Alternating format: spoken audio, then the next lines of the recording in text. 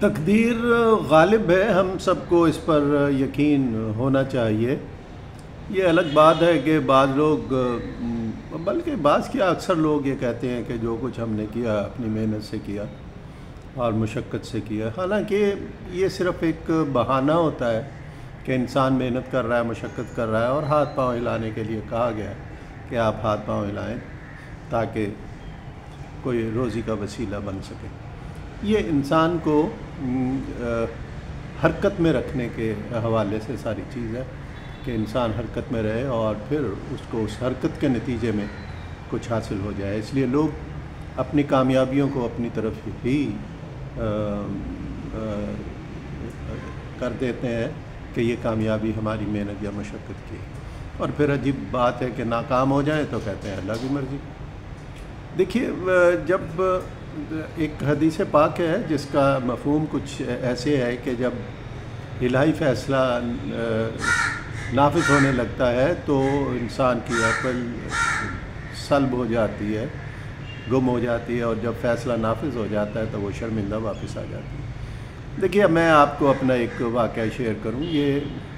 آج سے بہت پرانی بات ہے، قریباً 30-35 سال پرانی۔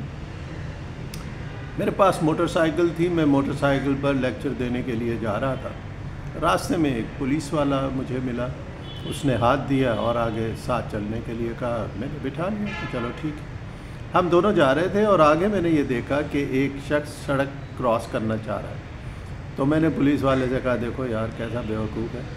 یہ ٹکرا جائے گا ہماری موٹر سائیکل کے ساتھ۔ اور وہی ہوا، ہم آگے گئے اور وہ ٹکرا گئے، ہم دونوں گر گئے اور کوئی ہاتھوں پہ تھوڑی بہت معمولی سی چوٹیں بھی آئی۔ اور بعد میں بڑا شرمندہ ہوا کہ جب مجھے یہ پتہ تھا کہ یہ ٹکرا جائے گا تو میں نے کیوں نہ اپنے آپ کو رفتار کو کم کیا یا اپنی جو سمت ہے اس میں کوئی تبدیلی لے کر آیا تاکہ اس حادثے سے بچا جا سکے۔ لیکن کیونکہ وہ حادثہ مقدر ہو چکا تھا،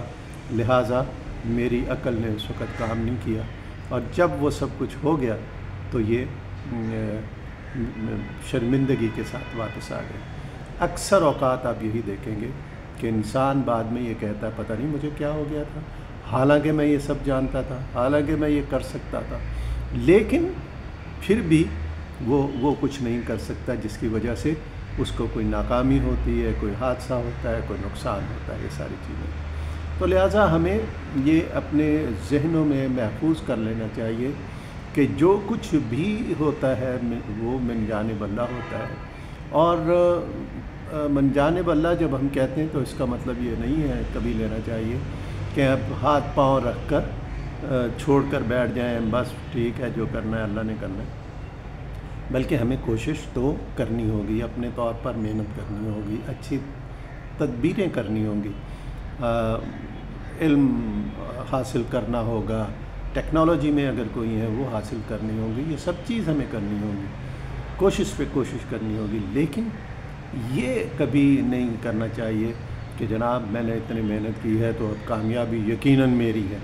تو ایسا نہیں ہوتا۔ یہ اپنے ذہن میں رکھ لیجئے، کیونکہ ہوتا وہی ہے جو منظور خدا ہوتا ہے۔ تو لہٰذا مقدر